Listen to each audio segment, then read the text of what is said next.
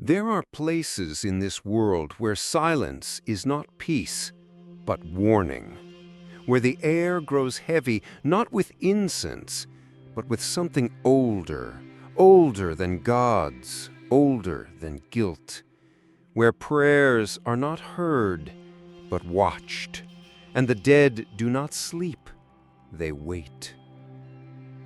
Welcome to Whispers of Asia, a channel where the shadows remember, where ghost stories are not just tales, but warnings passed down in hushed tones and broken dreams.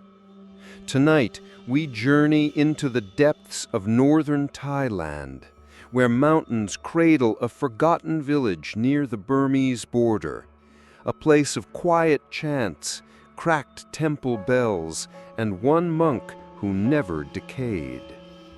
But this is no tale of sainthood.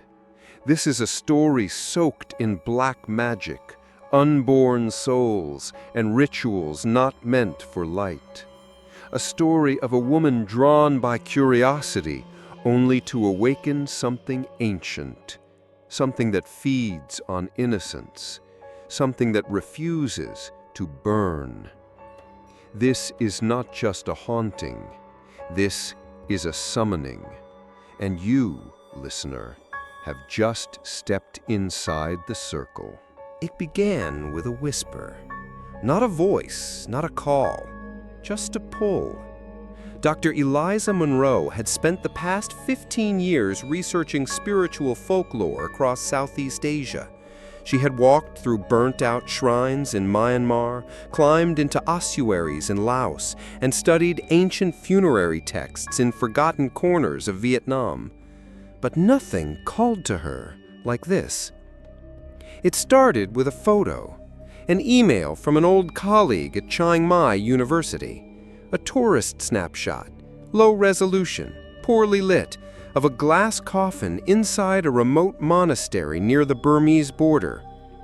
In the photo, the monk lay unnaturally still, skin like darkened wax, folded hands resting atop saffron robes. But it wasn't the body that unsettled her. It was the faint reflection in the glass, the tourist's face, eyes wide with terror, as if something had moved behind the monk. There was no explanation, only a single line typed below the image.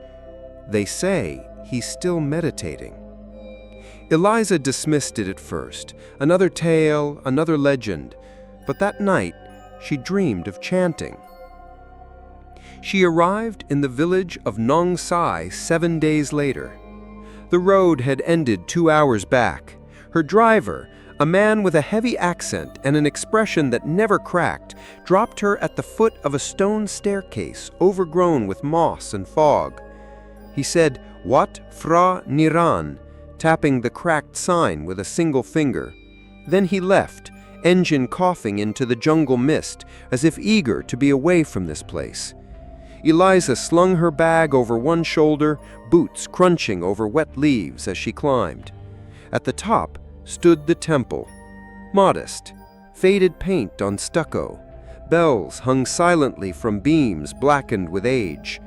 No tourists, no signs, no sound, save for the slow, rhythmic tapping of a wooden gong somewhere deep inside.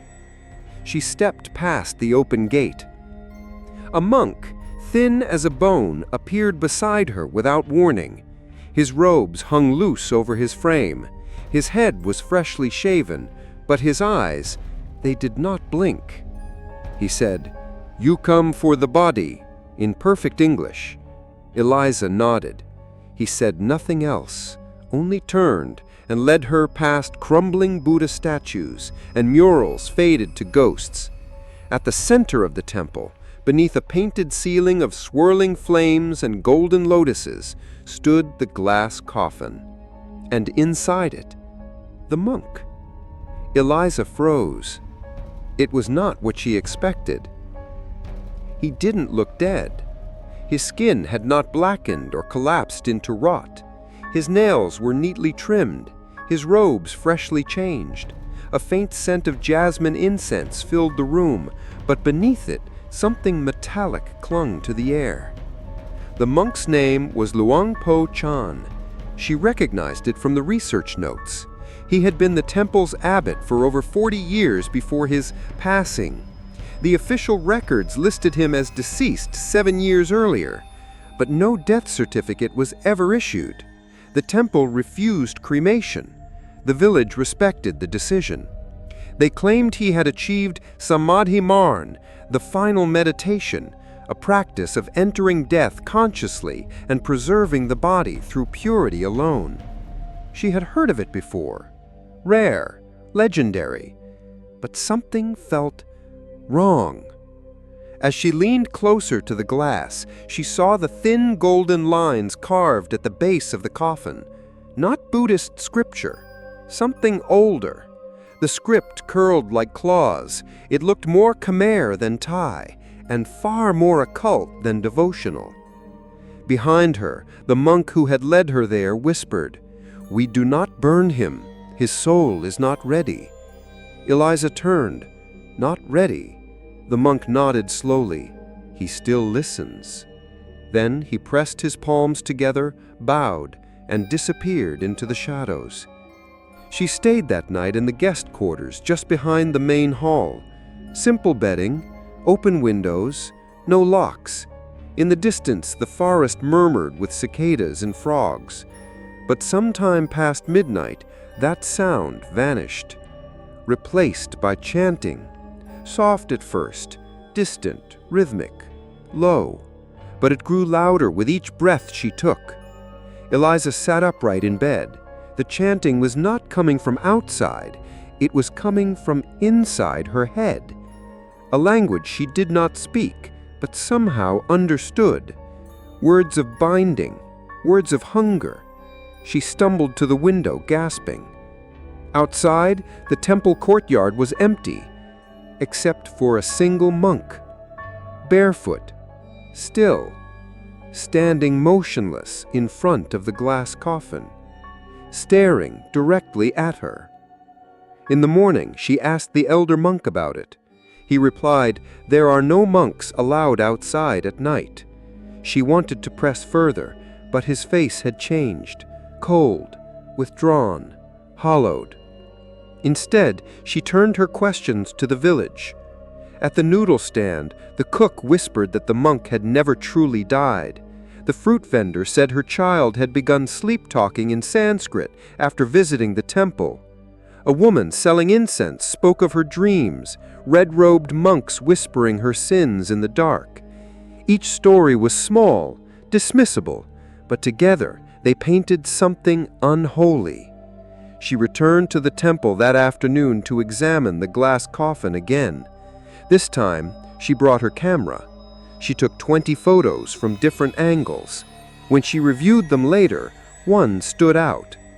In the reflection of the glass, her own face, eyes wide with terror, and behind her, a tiny handprint pressed inside the glass.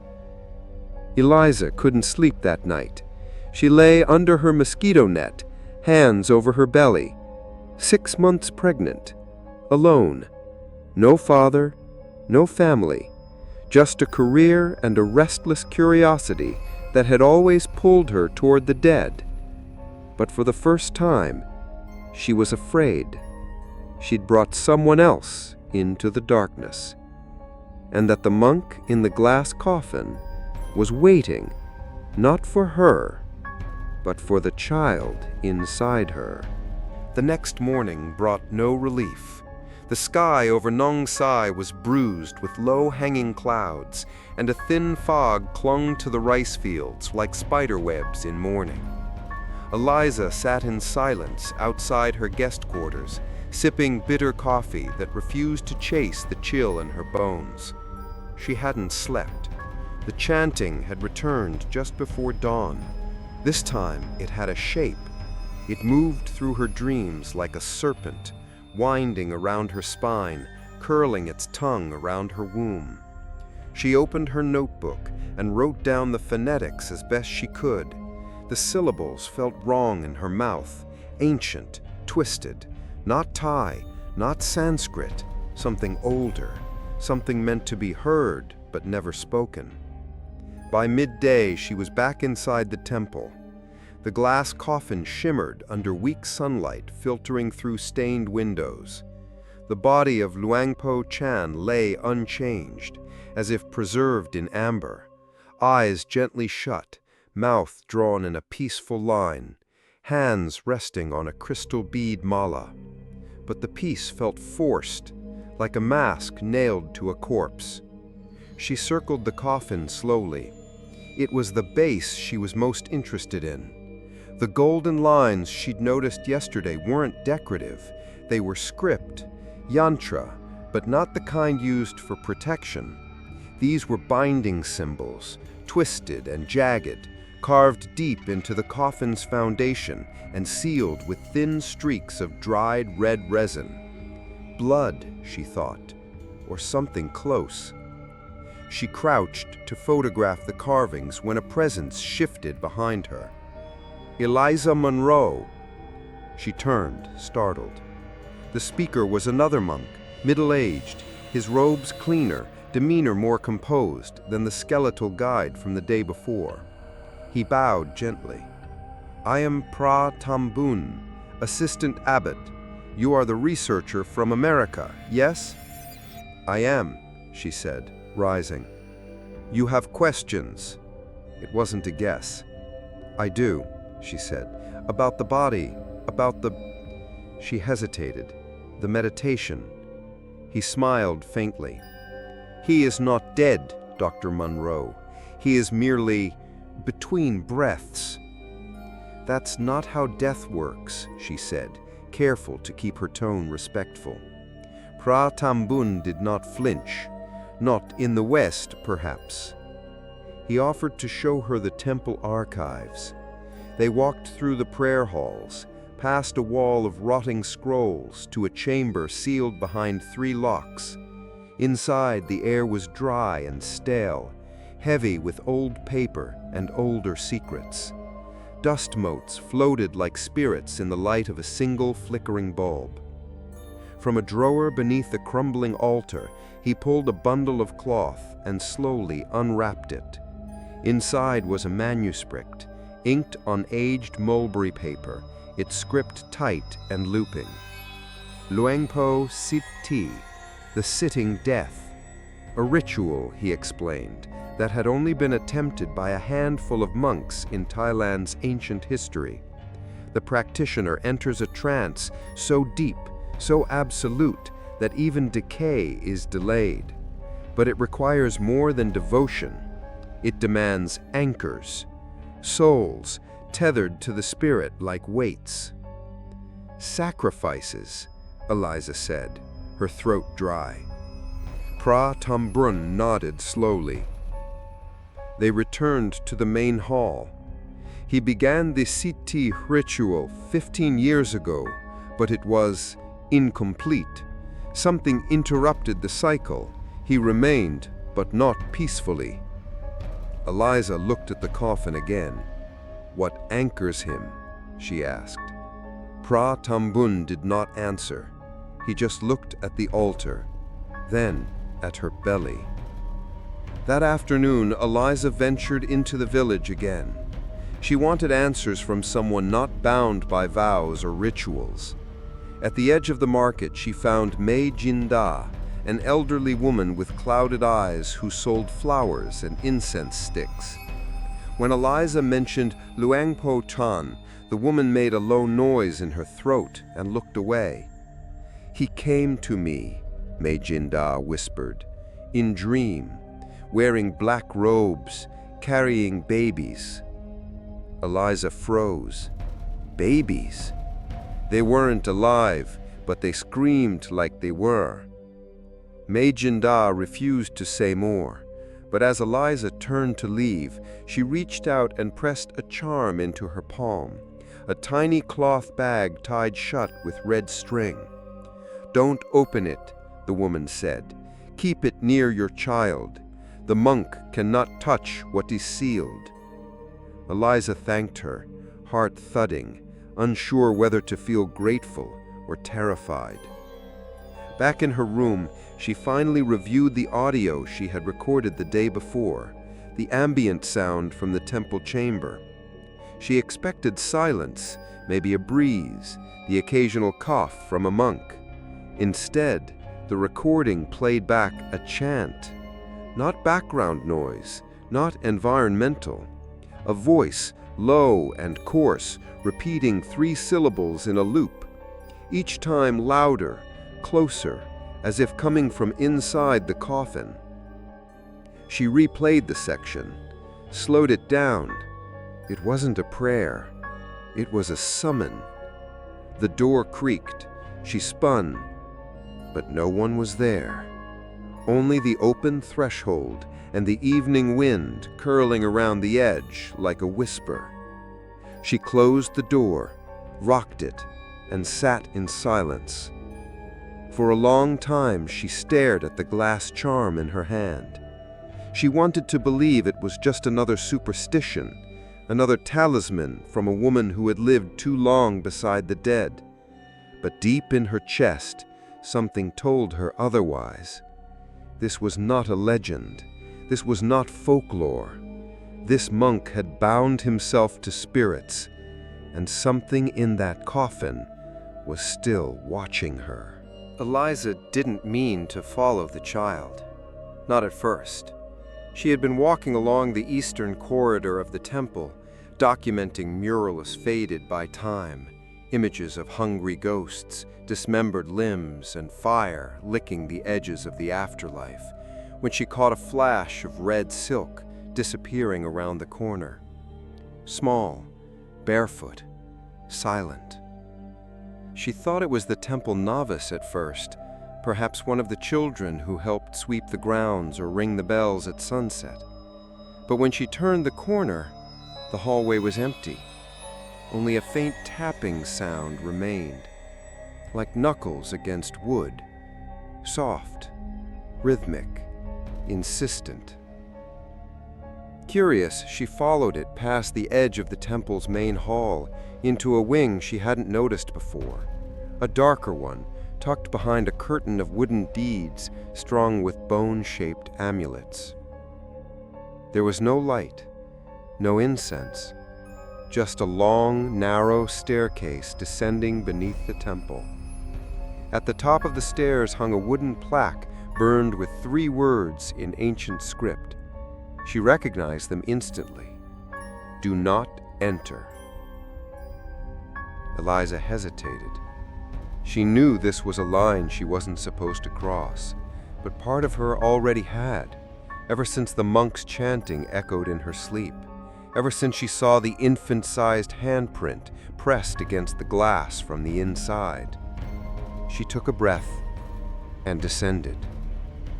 The air grew colder with each step, thick with moisture and a sweet, rotting scent that clung to her nostrils. At the bottom of the stairwell, she entered a subterranean prayer room lit only by the dull orange glow of oil lanterns left to die. The walls were made of stone, not modern brick or tile, but ancient slabs, uneven and dark with mold. At the center of the altar stood a squat altar carved from black teak, its surface cracked from age and heat. Laid atop the altar were 7 clay jars, sealed with wax and wrapped in red thread. Each one was marked with a strange symbol, different from the yantras she'd seen earlier. These ones looked like wombs encircled by thorns. Below them, bundles of rags lay pressed into small cradle-like hollows in the altar stone. It took her a moment to understand what she was looking at. Offerings. Small, shaped like newborns, or what was left of them. A sudden gust extinguished the nearest lantern. Eliza froze. From the darkness, a voice whispered, not in Thai, not in English, but inside her head.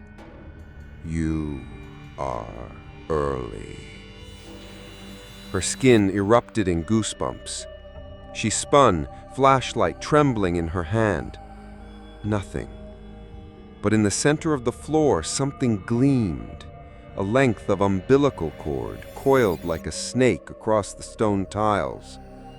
And beside it, a single red bead, the same type from the monk's mala. Eliza. She nearly screamed. The voice came from behind her, this time real, spoken aloud.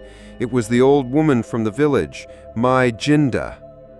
The lantern she held cast her face into a skull of shadows. "You shouldn't be here," she said softly.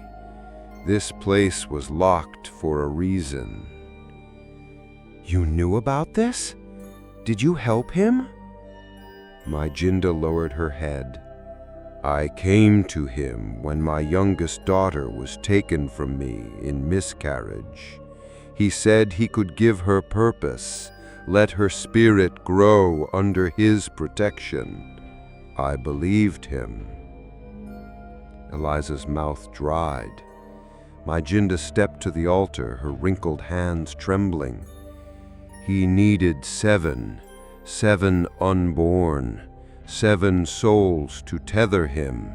The Sit Thi ritual demands it, 1 to replace each breath he gives up." "And they're here?" My Jinda nodded. "But he didn't stop at 7, she whispered. "The altar drinks more than it should. He said the spirits were restless, that the ritual required reinforcement." Eliza swallowed. "How many?" The woman looked up, eyes brimming with tears. "I don't know anymore." As they spoke, a sound rose from beneath the altar, a wet, clicking noise, like tongues slapping stone. Then giggling. Faint, infantile, but not joyful. My Jinda backed away. "I shouldn't have come. He doesn't like visitors." "Who?" Eliza asked. But she already knew. Suddenly, the entire chamber pulsed. A pressure built behind Eliza's eyes, and the chanting returned, louder, sharper, drilling through her skull like a red-hot needle. She dropped to her knees, hands over her ears, but it did nothing. The clay pots began to rattle. Then, one of them cracked. A trickle of black fluid oozed from the seal, dripping down onto the floor. As it touched the stone, it sizzled and smoked, releasing a putrid stench. My Jinda screamed.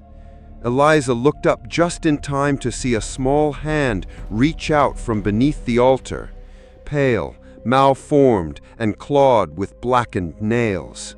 She grabbed my Jinda by the wrist, dragging her up the stairs, stumbling in panic as the chanting followed them behind. They burst out into the humid night, gasping. The temple was silent again, as if nothing had moved below. But Eliza knew better. Something in that forbidden hall had woken up. Back in her room, she paced for hours. She couldn't get the image out of her mind. The altar, the jars, the reaching hand. She'd seen all manner of death and ritual in her work.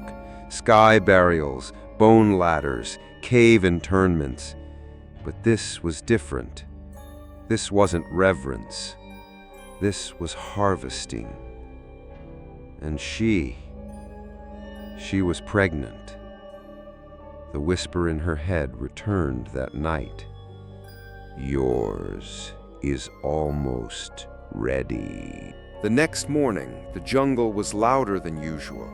Crickets screaming, birds flapping wildly through the mist, as if something had disturbed the natural order. Eliza barely noticed. She hadn't slept, not since the altar, not since that hand.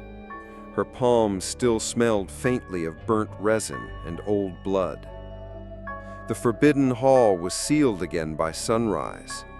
The door she'd passed through now bore fresh strings of white cotton, tied in sacred loops called sai sin, meant to ward off spirits.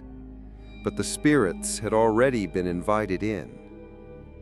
Eliza returned to the market, hoping to find Mai Jinda, hoping for answers. But the old woman's stall was gone. Only a few wilting incense sticks remained in her place, and a red string hung loosely from a nail in the wooden geam overhead. When she asked around, villagers averted their gaze. "She is not here," one man said without stopping. Another woman muttered, "She went into the forest last night, alone." No one had seen her since. Back at the temple, Eliza found the assistant abbot, Phra Thumboon, seated near the Bodhi tree, tracing prayer beads in slow circles. He greeted her with a tired smile, his eyes darker than she remembered. "You've seen things you weren't meant to see," he said softly. "You knew what was beneath the altar," Eliza replied. He didn't deny it. She begged him to stop, the old woman said. But the monk was beyond mercy. He believed suffering was holy, that binding life before birth was the purest form of sacrifice. Why? To delay his own decay. Each fetus, each spirit was a breath stolen from death. He led her to the edge of the temple grounds where the soil turned red and spongy. This was once a cremation field, he said. Generations of monks burned here, but after Chan began his meditation, the fires were no longer allowed. Why not? Because flame set spirits free. They stood before a crumbling stone floor, half swallowed by roots, vines curling between the cracks. Eliza felt something beneath her boots, a pulse, a hum. The abbot placed a hand over his chest. "They buried them here," he said, "the ones that didn't make it into the jars, the early offerings, tiny bones in tight silk, buried with spells to keep them silent." She stared at the moss-covered ground. "How many?" she whispered. Phra Thumboon didn't answer, but his silence said enough. That night, Eliza lit a candle and placed it on her belly. She whispered the child's name, Noah, and prayed to anything listening. She wasn't Buddhist, she wasn't even particularly spiritual, but the rules here were different. Logic didn't protect you. Science didn't silence voices in the dark. Only reverence and fear. At exactly 3:12 a.m., her candle flickered violently, then went out. The silence that followed wasn't natural. It was held, like the breath before a scream. And then came the sound, soft, wet, muffled, tiny footsteps on the ceiling. She lay frozen as something crept above her, crawling slowly, deliberately. The wood creaked under weight far too light to be adult, but too heavy for any insect. Then came the crying, a baby's wail, choked, gurgled, like lungs filled with something other than air. Eliza forced herself to sit up. The crying stopped. A drop of red fell onto her sheets. She looked up, but nothing was there. Just the slow stain spreading over her bedding, warm, viscous, blood. She ran from the room, heart pounding. Outside, the temple grounds were still, too still. But when she passed the main hall, she heard it, a soft humming, familiar, low. She pressed her ear to the wood. It was coming from beneath the floor, a lullaby, in a language that didn't belong in this world. The next morning, she returned to the altar, alone. The forbidden hall had been sealed again with new prayer lines, but she cut through them, stepping inside with a blade stolen from the kitchen. She lifted one of the broken clay pots. Inside was a piece of cloth, soaked through with dried black liquid, and curled around it a bone the size of her thumb. She dropped it. It rolled across the floor and came to rest at her feet. Behind her, something giggled. She turned slowly and saw them. 7 small figures sitting in a circle, wrapped in blood-stained robes, heads bowed, motionless, except for one whose face turned upward to stare directly at her. Its eyes were empty, but they smiled. That night she tried to leave. She packed her bags, grabbed her passport, and walked down the jungle trail towards the main road. But it was gone. The path she'd come in on, the one that led to the village, the driver, the bus stop, no longer existed. The trees had closed in, roots curling like fingers over the dirt. She turned around, and the trail back to the temple had disappeared too. She was in the forest, but nowhere on earth. Hours later, she emerged back at the temple gates, breathless, empty-handed. As she stepped into the courtyard, the bells above her began to ring, slowly, one by one. Not from the wind, but like someone unseen was moving through them.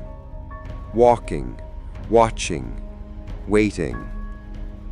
In her room that night, she found a note pinned to her door. He knows now. The child is his. It began as a whisper again, but this time it didn't come from a dream. It came from inside her skull, low guttural syllables repeating like the throb of a war drum beneath her thoughts. At first, Eliza tried to ignore it. She kept busy, took notes, reviewed recordings, wrote field reports she never intended to submit. Anything to pretend she still had control. But the whisper was patient, and it never stopped. By the second day, the chant had a rhythm. 3 syllables, endless repetition, always just beneath the surface of whatever she was doing, washing her face, chewing rice, listening to the birds outside the temple. And then, in moments of stillness, it would rise, louder, clearer. Pra kum nak, pra kum nak. Words she didn't recognize, but somehow understood, like instincts that had been waiting in her blood. She found herself mouthing them aloud without meaning to. Eliza tried documenting the sounds phonetically, comparing them with regional dialects, Thai, Lana, Pali, Khmer. But they didn't fit. They were older, cruder. And when she tried to play them aloud from her recordings, the files corrupted, every time. Instead of the chant, the speaker emitted only static, except once. At the end of one failed playback, the static cleared, and a man's voice whispered directly into the mic, "You carry more than yourself now." She dropped the recorder and didn't touch it again. The physical symptoms began the next day.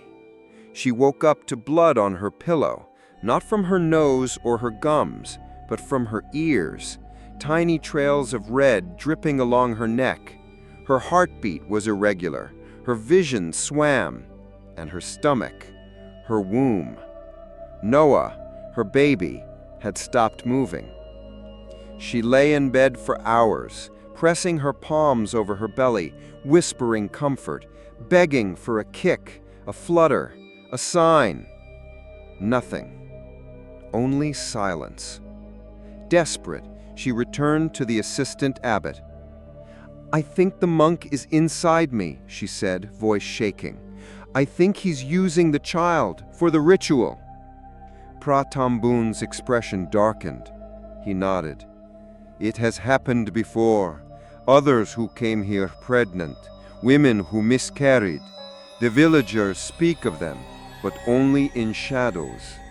Why didn't anyone warn me?" He looked down. We hoped you would leave before he noticed you."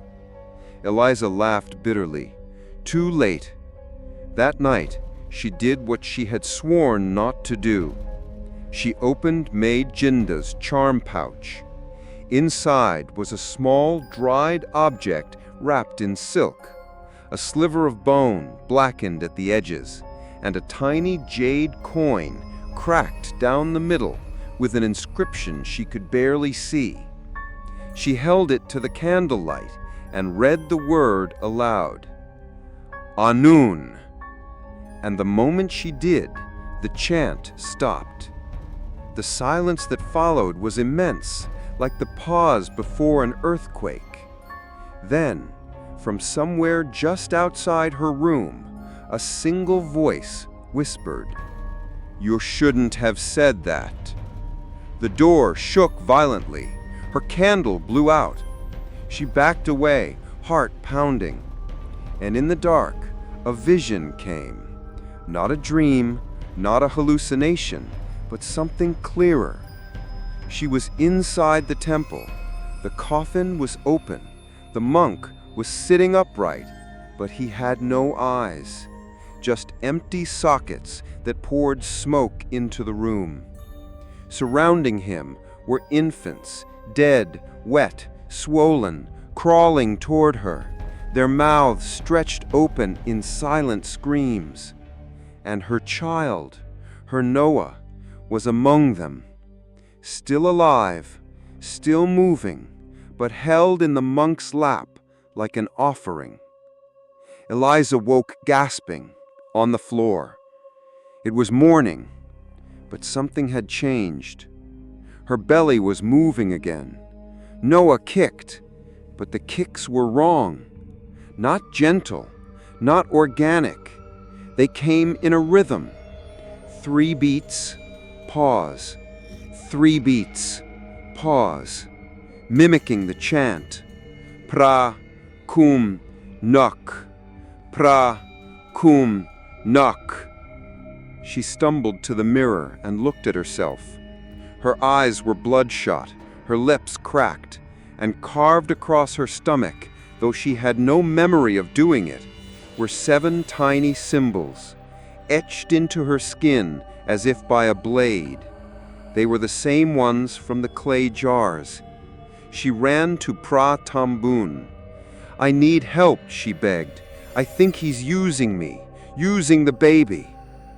The monk stared at her belly, and then, for the first time, his voice broke. "You are the 8th. Eliza sat motionless in the empty prayer hall, her breath caught between disbelief and terror. The 8th. That word echoed louder than any chant. She wasn't just another victim. She wasn't just a curious foreigner who had stumbled into something she didn't understand. She was the final piece in a ritual that had been waiting decades to complete. 7 unborn spirits already tethered the monk to this world, and now he wanted her child. The assistant abbot stood across from her, beads clenched tight in his hand, his voice hushed and trembling. "I believe he knew you were coming before you ever set foot in Thailand." "How?" "There are monks who believe time folds for spirits who have untethered themselves from karma," he said. "He saw you before you arrived, drew you here like a moth to his fire." Eliza shook her head. "I didn't tell anyone about my pregnancy, not even my university. There's no way." "You were marked," Pratambun interrupted. He stepped forward and gently pressed a cold object into her palm. A small ivory charm, worn smooth with age, strung on a red cord. It was carved in the shape of a fetus, curled and incomplete.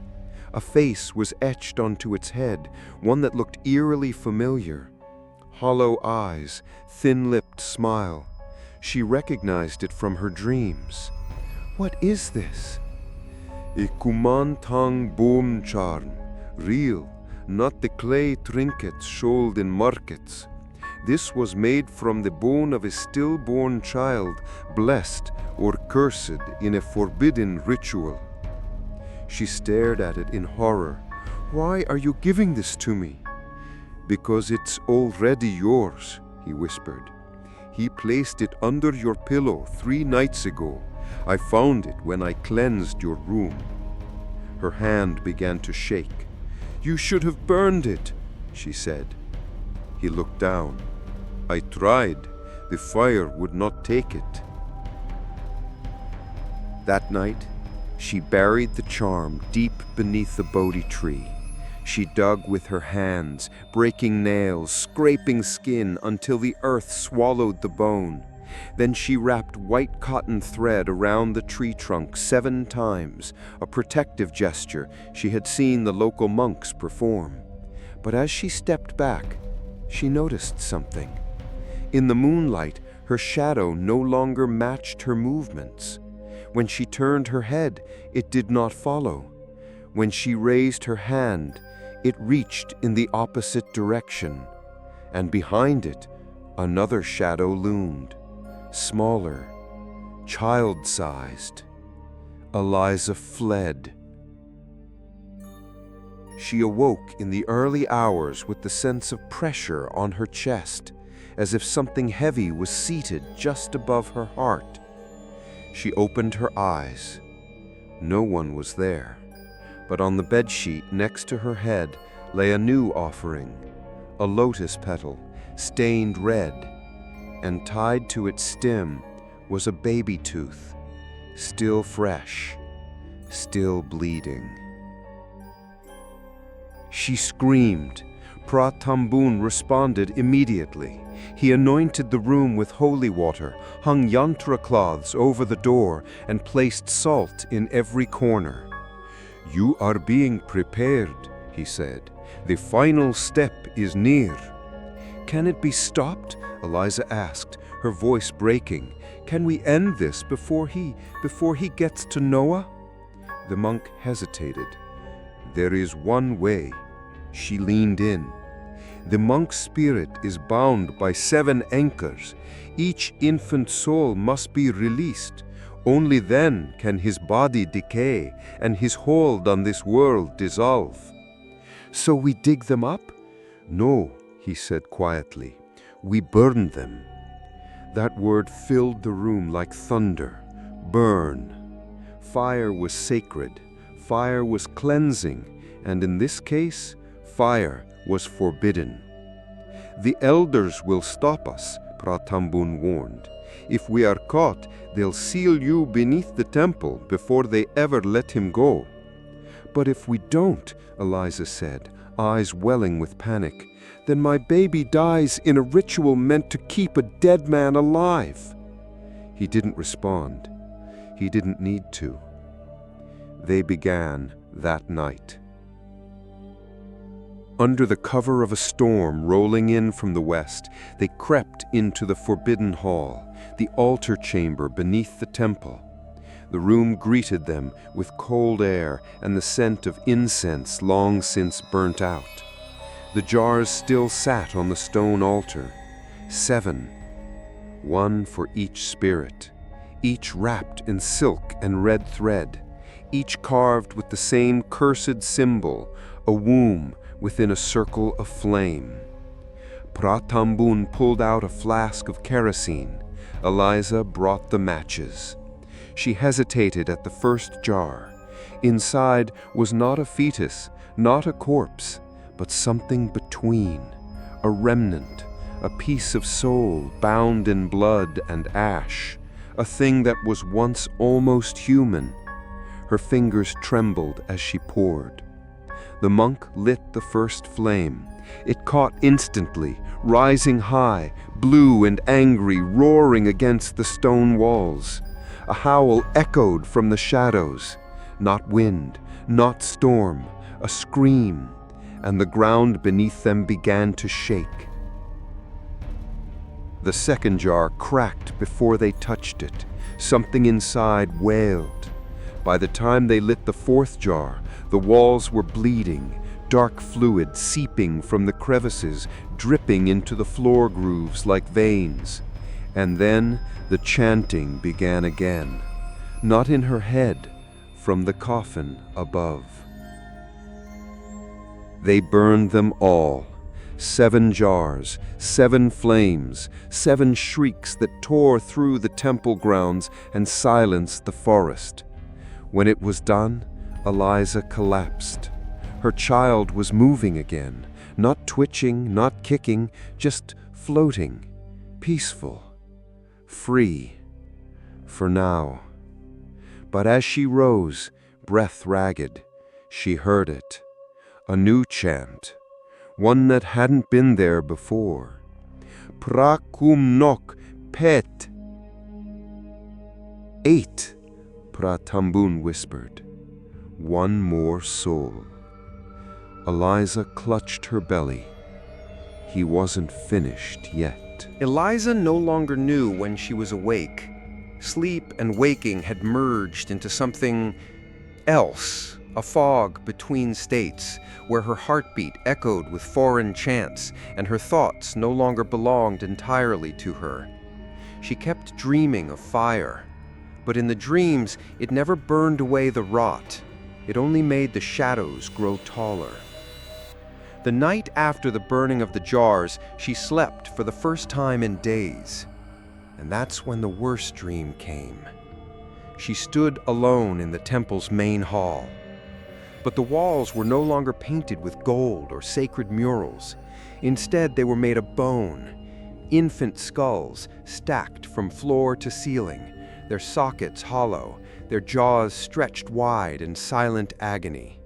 At the center of the room was the glass coffin, but it was open, empty. The monk was gone. She turned, and there he was behind her, still seated in lotus posture, still draped in saffron robes, but now he was floating several inches above the floor. His skin was gray-blue, bloated like something drowned. His eyes opened. They were completely white. He opened his mouth, but instead of speaking, 7 tiny arms burst from it, skeletal, charred, and twitching.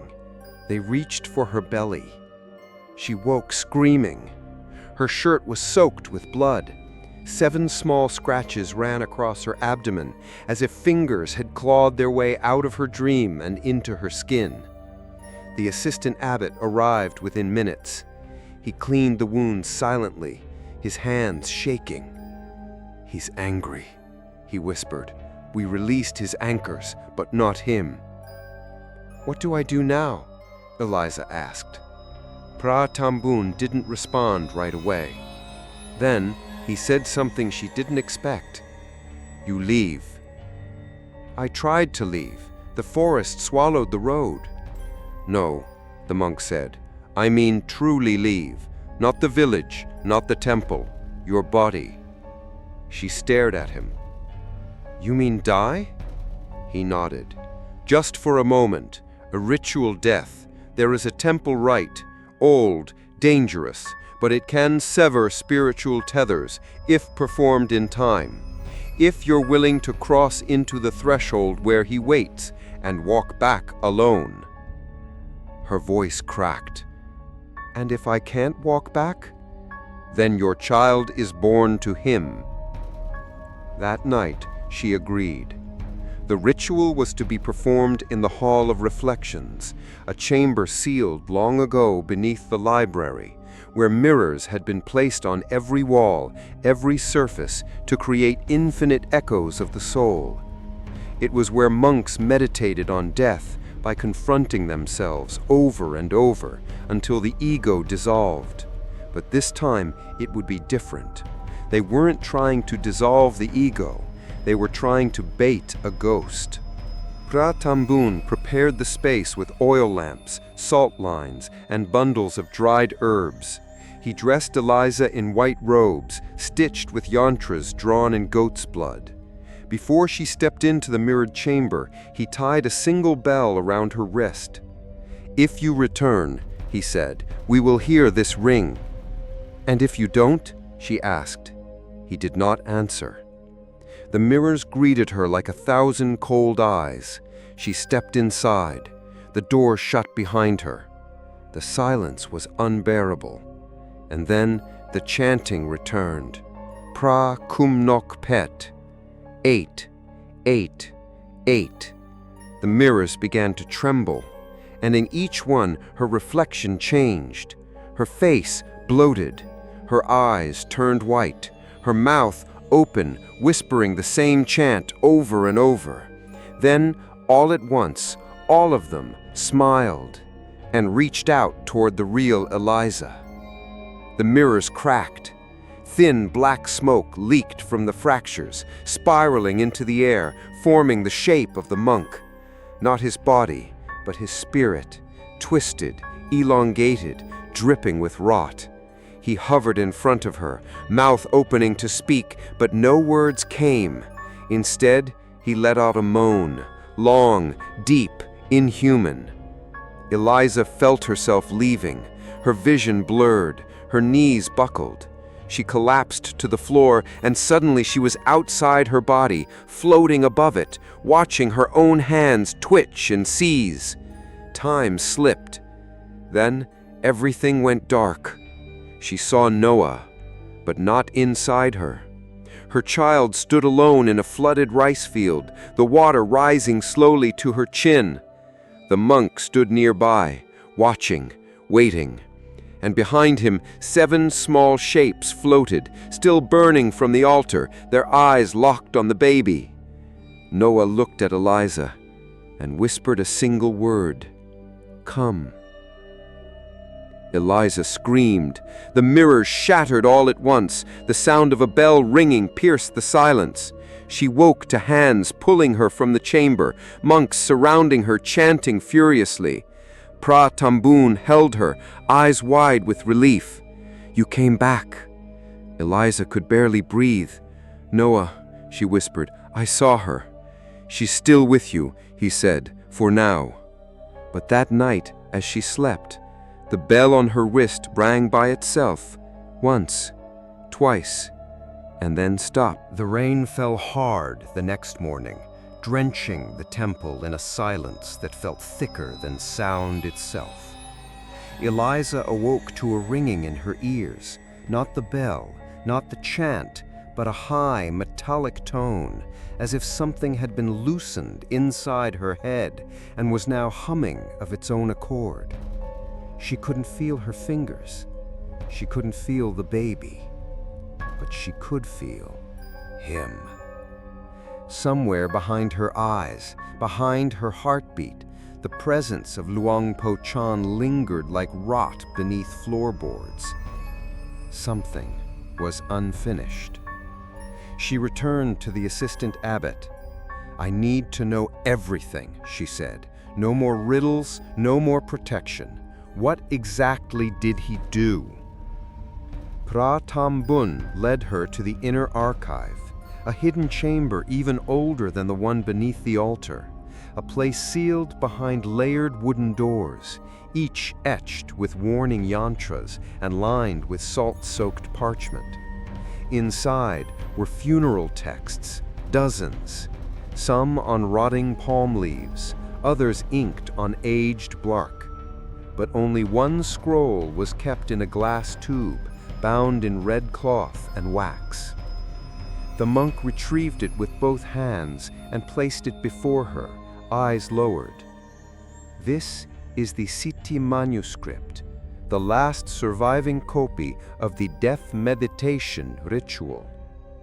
He explained slowly, translating the faded Pali and Lana script as she sat across from him. "The monk must begin the preparation 33 days before death. He must fast, bleed, bury his own blood. He must feed phantoms, create anchors from unborn souls, and place cursed vessels beneath the altar. On the final night, he must recite the binding chant while seated in full lotus until breath leaves the body. But if the chant is broken, if the 7th soul is disturbed, then the monk is neither dead nor alive.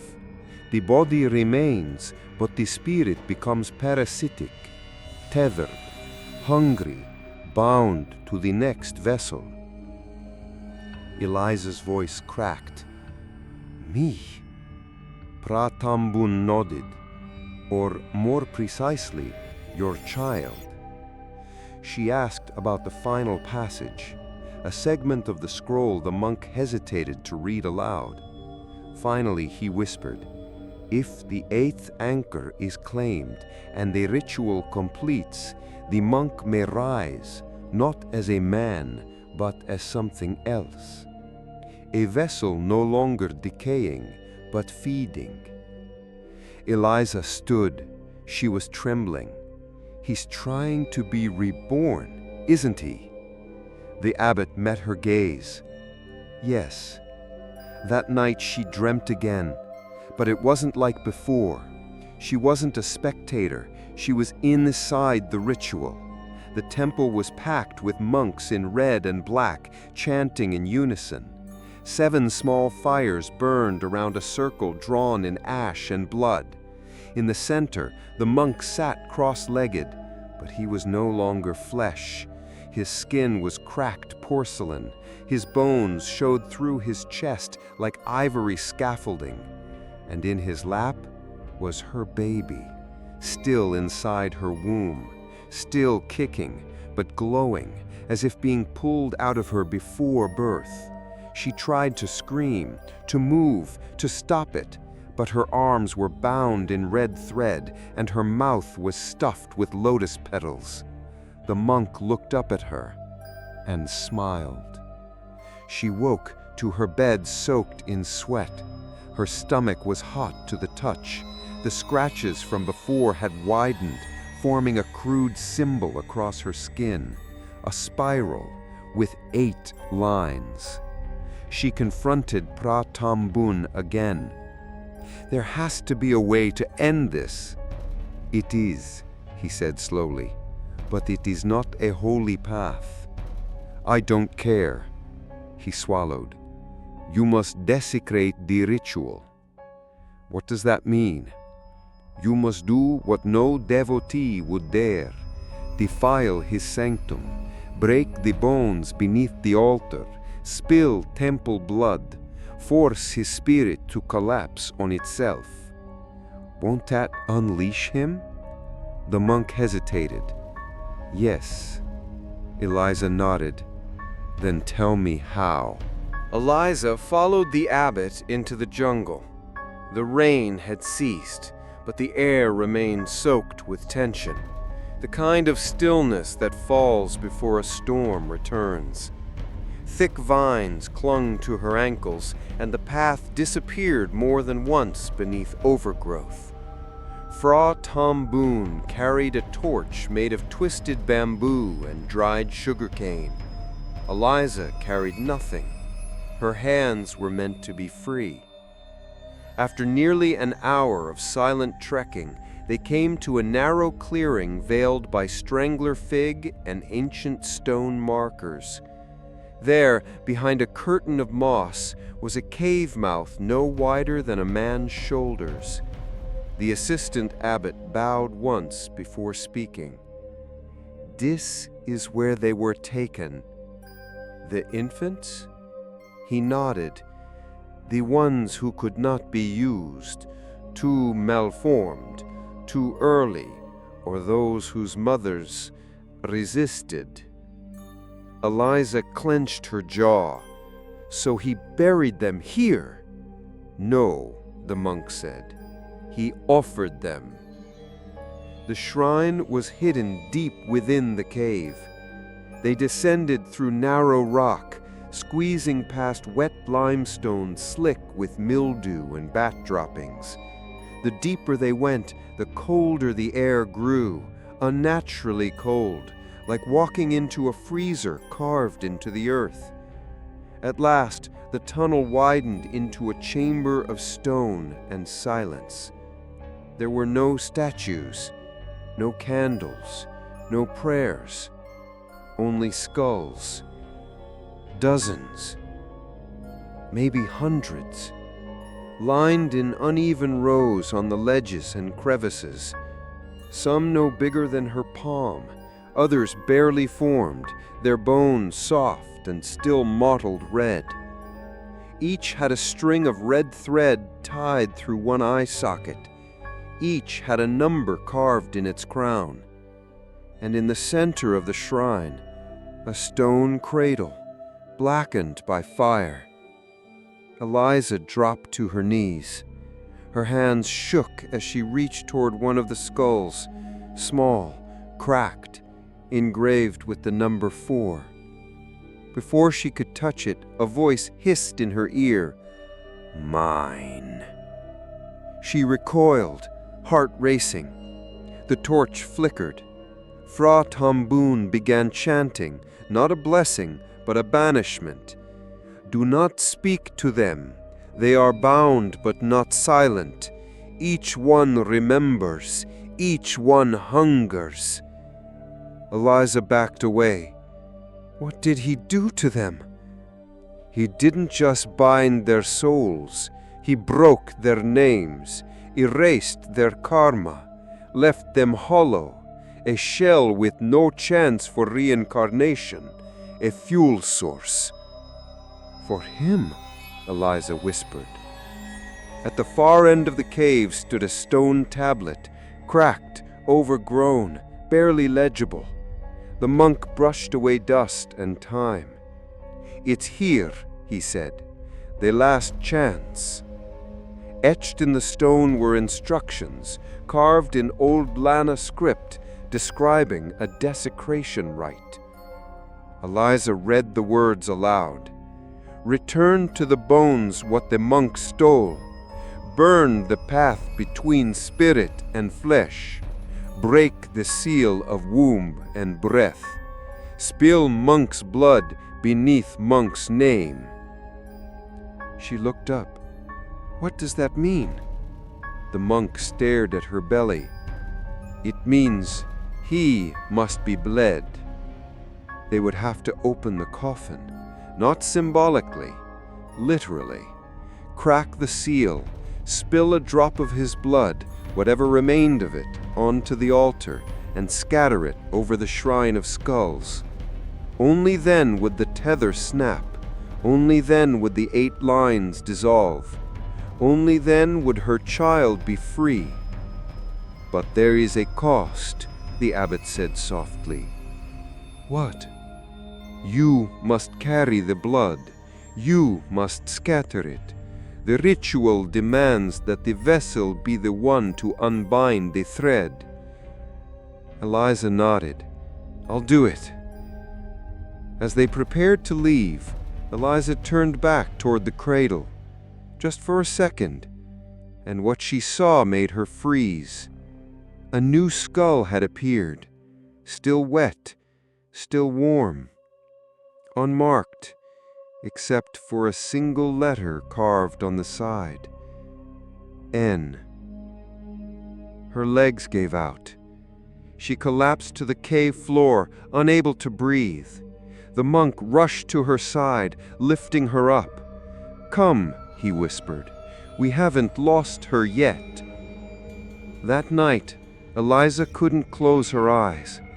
Every time she blinked, she saw the skull again, the fresh cut on its side, the glistening bone. She felt Noah's heartbeat inside her, still strong, still fighting. But for how long? She placed both hands on her belly. "I'm not going to let him have you. I promise." Outside, the jungle was unnaturally quiet. No frogs, no birds, only the wind carrying a single distant sound. A baby crying, but no breath, no lungs, only echo. It happened just after midnight. The wind stopped, the rain paused, and in the heart of Wat Nong Sai, beneath the faded ceiling of painted lotuses and fire halos, a sound broke through the temple's stillness. A crack, Not loud, not sharp, but long, deep, like something old giving way. Eliza sat bolt up in bed. She wasn't dreaming. The crack came again, this time accompanied by a distant humming, like low chanting pressed through teeth too ancient to still be human.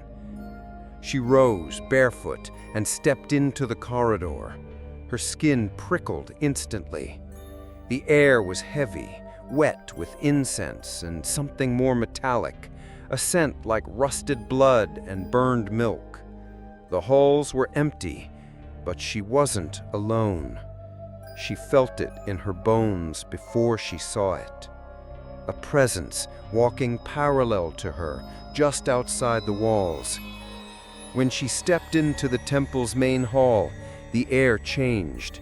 It was colder here, denser. The oil lanterns lining the columns had all gone out, but the glass coffin remained, bathed in unnatural moonlight pouring through a circular hole in the roof, as though the heavens had opened just to witness what was about to come. And then she saw it. A hairline fracture along the edge of the coffin, thin, precise, running from the monk's head to his folded feet, as if the glass itself were rejecting the thing inside it. Eliza approached slowly, heart hammering. The monk inside had not moved, but somehow he looked less still. His fingers, once elegantly folded, were now slightly apart. His lips, previously sealed in eternal meditation, had parted just enough to reveal blackened gums and the outline of a tongue. And his eyes, still closed, but the lids trembled, like someone trying not to wake up. She raised her hand to the glass. Just before touching it, the crack widened. A sudden gust of hot air burst from the coffin's seams, pushing her back. The monk's eyelids fluttered once, just once, and then a soft thud, like something knocking from the inside. She turned and ran. Back in her quarters, Pra Tambun was waiting. He had seen it too. They say the body of one who dies in true samadhi decays slowly, peacefully. But this, he shook his head, this is not decay. This is birth. He's coming back, Eliza whispered, but not as a man. No, as something worse. The temple fell into chaos the next morning. Tourists, few as they were, began reporting nightmares after viewing the body. One man vomited blood and collapsed outside the altar room. Another, a photographer, claimed he saw the monk's eyes open through his lens and refused to sleep ever again. Word spread. The village began to panic. Locals whispered that the monk was angry, and they were right, because the coffin cracked again. This time, a spider-webbed fracture across the faceplate. Glass dust trickled to the floor like ash, and when the head monk approached to inspect it, the man collapsed, eyes rolled back, muttering the same chant Eliza had heard in her dreams. Pra Kum Nok Pet, Pra Kum Nok Pet. They sealed the main hall, boarded it shut, covered the coffin in layers of holy cloth, and pasted every corner with sacred seals, Thai, Pali, Lana, Khmer. It didn't matter. The seals turned black by dawn. Eliza knew what came next. There wasn't time to delay. They would have to move soon, descend into the temple at night, crack open the coffin, and desecrate the ritual. But before they could, one more horror awaited her. She was bathing near the monk's quarters. A a sacred spring beneath the cliffs where the mountain water ran clean and cold, one of the few places that still felt untouched. As she washed her face, she heard something splash behind her. A child, floating. She spun and saw a baby's body bobbing gently in the water, face down, limbs stiff. She waded in, heart in her throat. When she turned it over, her knees gave out. It was her baby, Noah. Except the body was pale, bloated, and wrong. She screamed, and the image shattered into mist. Nothing was there, just the reflection of her own face in the water, and beneath it, another reflection. The monk, smiling. She ran barefoot through the forest, lungs burning. When she reached the temple again, she found a group of elders burning joss sticks in the courtyard. All were chanting, not prayers, not blessings. They were chanting his name over and over again. Pra Tambun pulled her aside. "They've surrendered," he said. "They believe he is a saint, that this is his ascension. They want to protect him now, even die for him if they must." "They've gone mad." "They've been mad," he whispered, "just better at hiding it." And then came the final sign. That night, the bells in the temple began to ring, all at once. Not from wind, not from hands. They rang because something had walked beneath them. Eliza didn't need to look. She already knew who had passed through. The bells rang for 7 minutes. No one touched them. No wind passed through. But every bronze tongue swung as though the air itself had taken shape and walked beneath them barefoot like a monk returning from the dead. Eliza stood frozen at the edge of the courtyard, her palms pressed to her belly. She could feel Noah moving again, not in soft, natural rhythms, but in pulsing jolts, as if the child inside her were trying to respond to something that wasn't human, something calling. She turned to the assistant abbot. "It's time." Pra Dambun nodded solemnly. "I'll prepare the ritual." But they weren't the only ones who had heard the bells.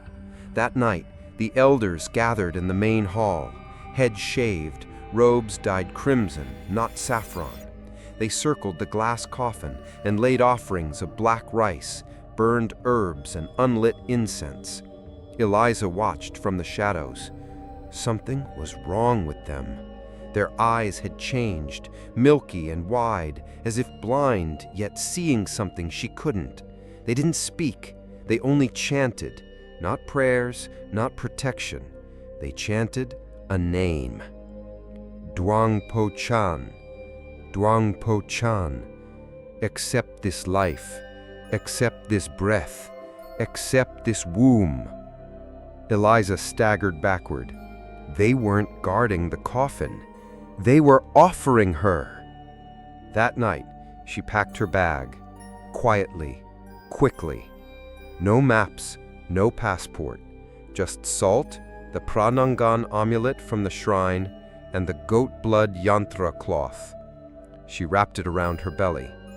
Pra Dambun was already waiting at the rear entrance of the temple, near the root-choked path that led down into the basement altar. "This is our last chance," he said. "I know." They lit only one lantern. The rest of the descent was done in silence, with the sound of their own breathing echoing off the temple's stone throat. The forbidden hall was now colder, colder than death. The altar still sat in the center, blackened from the previous burning of the jars, but something had changed. There was now a circle drawn around it in blood.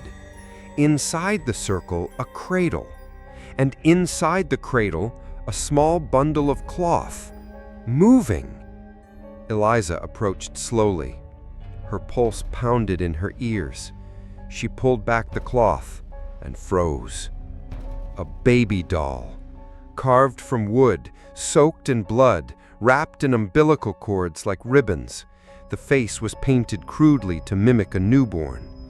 And tucked beneath the doll, a tooth. She recognized it instantly. Her own, from when she was 6 years old. How it had gotten there she didn't know, but it confirmed what she feared. This wasn't just about Noah. She had been part of the offering long before she conceived. The monk had marked her, not recently, not upon arrival. Years ago, somewhere, somehow she had crossed paths with this curse long before she ever knew it existed, and now it had come to collect. They moved quickly. Pradambun opened the hidden hatch behind the altar, a narrow crawl space that led directly beneath the glass coffin above. The plan was simple: break the seal, drain a drop of preserved blood, if it still existed, scatter it over the shrine of skulls, and end it. But nothing in that temple would ever be simple. As they entered the crawl space, they found themselves beneath the foundation stones of the main hall. Above them, the coffin sat in silent command, separated only by slabs of wood and iron screws. Eliza reached up with the sacred blade. Her hands shook. The abbot whispered the words, "Spill monk's blood beneath monk's name." She drove the blade into the bottom of the coffin. At first nothing, then a hiss. Thick black fluid oozed from the wound, not liquid, not sap, but something in between, like rot and breath and time all mixed together. It dripped down her hand, and instantly the blade screamed, not aloud, in her mind. Her ears rang, her eyes rolled. She saw visions of the monk in his living form, smiling, chanting, surrounded by 7 fetuses suspended in jars. He carved yantras into his own chest with a broken mirror, whispering names of spirits not meant to be spoken. And when the last fetus failed to bind to him, he looked up and whispered, "I will wait for her, the one with the fire in her blood, the one who carries death and life." He had seen her, long before she came. The vision snapped. Eliza screamed. The monk's blood now dripped freely, steaming, hissing where it touched the floor. Pradambun collected it quickly, soaking a bundle of sacred cloth. "Now," he said, "to the shrine." But as they turned to leave, the walls began to weep. Blood, real thick, pouring from the cracks in the stone like the temple itself was hemorrhaging. And then came the sound. Not chanting, not footsteps, but the wet, heavy breathing of something massive rising inside the coffin, above them. Awake. They ran. Back through the tunnels, past the forbidden altar, up the winding path, and behind them the temple groaned, not from age, but from birth. Eliza could feel him inside her, not metaphorically, not a whisper, not a vision, but something real, present, clawing at the inner edges of her thoughts like fingernails scraping behind a locked door. It started with the chant. She no longer heard it. She spoke it, unconsciously, under her breath, while walking, eating, even dreaming. Frakum nok pet, frakum nok pet. 8 offerings, the final anchor, her child. By the time they reached the shrine of infant skulls, Eliza was already shaking. The black blood, wrapped in sacred cloth, pulsed like a living thing in Pradambun's hands. The air in the cave had grown suffocating, thick with incense and rot, and an unshakable sensation that the darkness itself was watching. The monk unwrapped the cloth. "You must do it," he said. Eliza stepped forward. The shrine glowed faintly, hundreds of infant skulls surrounding the stone cradle, each tied with red string, each whispering without tongues. She felt Noah shift in her womb, hard, sudden, a spasm that bent her forward. The baby was moving too much, too fast, as if struggling against something trying to take control. Eliza dipped her fingers into the cloth-soaked blood. It burned, like shame, like touching something that remembered every wrong it had ever committed. She flinched, but did not stop. She smeared the blood across the cradle, then over the skulls, one by one touching each with trembling hands. The cave trembled with every mark, and when she reached the seventh skull, the smallest, most misshapen, the entire chamber shuddered, not from the ground, from the bones. They rattled, then laughed. A deep, guttural moan echoed behind her. She turned. The shrine's entrance was no longer empty. Standing at the mouth of the cave was Luang Pho Chan. Not alive, not dead, somewhere in between. His body had risen, his skin peeled in sheets, robes soaked in centuries of embalming fluid and black ritual ink. His eyes were empty sockets, yet she could feel his gaze piercing her. And in his arms he held a shape wrapped in white cloth, a newborn.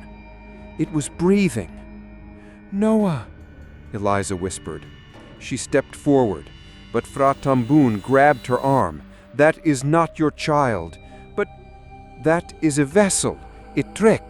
The ritual is incomplete. He's creating illusions to draw you into surrender." The monk stepped between them, raising a blade made from fossilized teak and inscribed with ancient spells. He chanted under his breath, but the corpse monk only smiled, then spoke, not with words, but through her.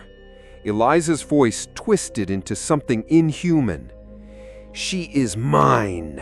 I answered the call. The womb was marked. The thread is tied. You cannot undo what was promised." Her mouth snapped shut. She screamed. Blood began pouring from her nose, her ears, her navel. Noah was writhing now, not like a child kicking, but like something trapped and twisting, trying to break through skin. "I can't hold her," she gasped. "He's taking her." Fra Tambun knelt, drawing a symbol in ash and bone around her. "You must fight him," he said. "You must reject the gift, refuse the offering. He cannot complete the summoning if the mother says no." "But he's in me," she screamed. "Then cut him out." Eliza collapsed. The cave vanished around her. Suddenly she was in the temple again, alone. The hall was flooded with black water. The glass coffin had shattered, and at its center, seated cross-legged in a cradle of floating skulls, was the monk, now young, beautiful, cloaked in golden robes that pulsed like veins. In his lap, Noah, alive, awake, smiling, but not looking at her, looking through her. "You don't have to fight," he said gently, in her voice. "Let me be born again. Let me walk through her. Let me fill what you cannot complete." He extended his hand. Eliza stepped back. "You're not her father." "No," he said, "but I will be her God." She closed her eyes and whispered one word. "No." The shrine exploded. Skulls shattered. The cave walls cracked, and in the real world, Eliza sat bolt upright in the ash circle, covered in blood, gasping. The cloth bundle in the corpse monk's arms vanished. Gone. A hiss echoed through the cave, followed by a scream that didn't come from any mouth. It came from everywhere. The spirit had been rejected, but not banished. Fra Tambun collapsed beside her. "Eliza!" His eyes were pale, his lips turning blue. She grabbed him. "No! Stay with me!" "You've done it," he whispered. But he's still here. The ritual is broken, but the body remains. You must burn it. You must end it." He coughed blood, then went still. She cried for only a moment, then stood. Her baby was quiet, still, but alive. And the final step remained. The night was windless. The jungle didn't breathe. The bells did not stir. Even the insects, once so loud they seemed to fill the air itself, had gone silent, as if the entire world were holding its breath. Eliza stood in the courtyard of Wat Nang Sai, holding a canister of kerosene in one hand, a matchbox in the other. Her body trembled, not from fear, but from the weight of everything that had led to this moment. Behind her, Pra Thambun's body lay inside the shrine cave. In her belly, Noah was still, calm. For the first time in days, no movement. But Eliza knew her daughter was alive because the monk had not succeeded. Not fully. But if she waited, if she hesitated now, he would. The temple's main doors stood before her, shut, nailed, sealed with sacred cloths long since stained and cracked. Inside, she could feel him, not dead, not alive, still meditating, still feeding. "Burn the body," the abbot had said. "Break the vessel, end the thread." No more prayers, no more rituals, just fire. She pushed the doors open. They gave easily, as if expecting her. The hall inside was dark, but not empty. The elders were gone or hiding. The chanting had ceased. Only the coffin remained, cracked, fuming, its once clear glass now veiled in mist from within. A thin trickle of blood ran down one edge. It was time.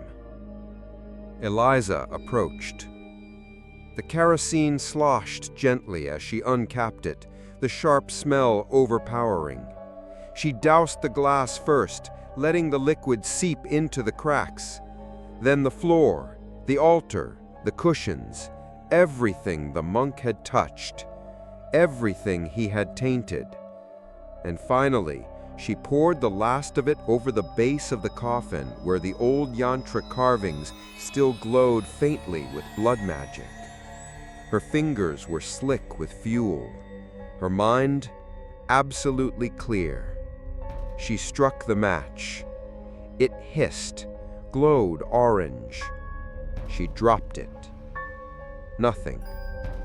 The flame hit the oil and died. A small puff of smoke, then silence. She tried again and again. Dozens of matches, each one igniting in her hand and extinguishing the moment it touched the oil. The room began to grow cold. And then she heard it. A laugh. Low, deep, coming from inside the coffin. "Fire will not take what was never truly dead." The monk's voice, inside her head, inside the room, every direction at once. The glass shattered, exploded outward, spraying shards across the temple floor. Eliza screamed and ducked, arms over her face. When she looked up, the coffin was empty. The monk was gone. But his voice remained. "You think you've won? You think rejection severs all threads? But the womb remembers, and your child still listens." The floorboards beneath the altar cracked. Something rose, not the monk's body, that had dissolved perhaps or moved beyond the visible, but something else took shape. a black mass, crawling, writhing, shaped like a fetus made of smoke and bone, wrapped in fireless flame. It opened its mouth, and she saw her own face inside it, crying. Eliza ran, through the temple, past the hall, into the courtyard, heart racing, eyes wide with panic. The smoke creature followed, not on feet, but on whispers. It clung to her shadow, merged with her breath. And when she reached the Bodhi tree, the same place where she had once buried the charm, she fell to her knees. "Please, please, I gave him nothing. I said no. I burned the anchors. I chose her." The tree didn't move, but the wind did, finally. And with it, the lanterns relit themselves. The flame was not hers, but it would answer. From behind her, the fire returned, not from the match, not from kerosene, but from the roots. The earth split, and a pillar of golden flame erupted beneath the altar, so bright it turned the temple to daylight for an instant. She heard a scream, not her own, but as the spirit wailed. The shadow dissolved, and the fire took everything. She collapsed, eyes burning, lungs full of smoke and relief. She didn't know how long she lay there. When she awoke, the temple was gone, not destroyed, but empty. The coffin was ash, the body erased, the altar blackened and bare, the spell broken. Noah kicked, a soft, rhythmic flutter, like a heartbeat, like a child waking from a long, dark dream. They told stories afterward. Not the truth. No one wanted that. Instead, the villagers whispered that lightning had struck the temple, that the fire came from the heavens, that Luang Pho Chan's body had finally given way to time. 7 years, they said. He waited 7 years without decay, a saint. And in their minds, that was easier to accept. Easier than what really happened. Easier than the idea that something had risen, something had been fed, something had nearly been born. No one spoke of the altar beneath the temple, or the forbidden hall, or the cradle of skulls hidden in the cave.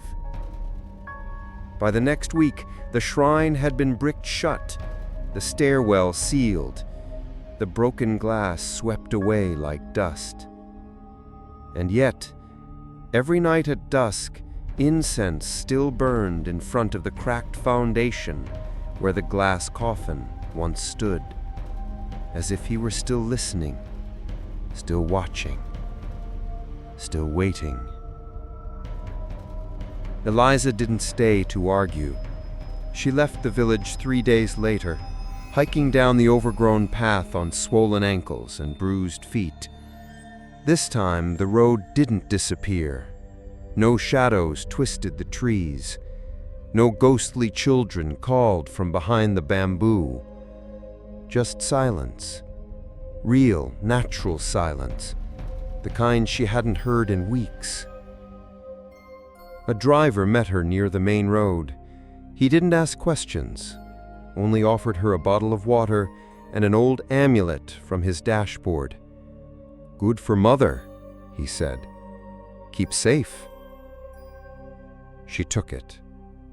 She didn't tell him it was too late for protection, that the danger had already lived inside her, that it had almost been born through her. 2 months later, in a private hospital outside Chiang Mai, Eliza gave birth to a daughter, Noah. She was healthy, strong, born with a full head of dark hair and eyes that watched the ceiling like they remembered something the rest of the world had forgotten. Eliza didn't cry at first. She only held her daughter, watched her breathe, listened to the soft beat of her heart, not in chant, not in a curse, but in rhythm with life. Real, pure, free. But on the third night in the hospital, as Eliza rocked her newborn to sleep, she felt something shift. Just a flicker, a shadow in the corner of the room. She looked up. No one was there. But outside the window, across the street, on the roof of an old cremation hall, a figure sat cross-legged, still, watching. Eliza held her baby tighter. "No," she whispered. "You don't get to take her." The lights flickered once, then returned. The figure was gone. Later that week, she had Noah blessed by 3 monks from the north. She buried the Pranagang charm beneath a Bodhi tree outside her new home, and she never spoke of the temple again. But sometimes, just before sleep, she still hears it. A single breath, drawn not from lungs, but from memory. Fra kum nok pau peet. And when she wakes, she always checks Noah's hands, and her feet, and her eyes, just to be sure they're still her daughters. So now when people ask Eliza why she left academia, why she stopped publishing papers, stopped traveling, stopped chasing the ghosts of old cultures and ancient gods, she smiles softly and says, "I found something older than all of that." They laugh. They assume she means motherhood, and sometimes she lets them. Because the truth is harder to explain. The truth is that some ghosts don't haunt places. They haunt promises, wombs, dreams. And somewhere, in the echoing silence of a ruined monastery, beneath cracked stone and charred earth, the ashes of a monk still whisper, "I refused cremation, because fire cannot burn what the world still remembers."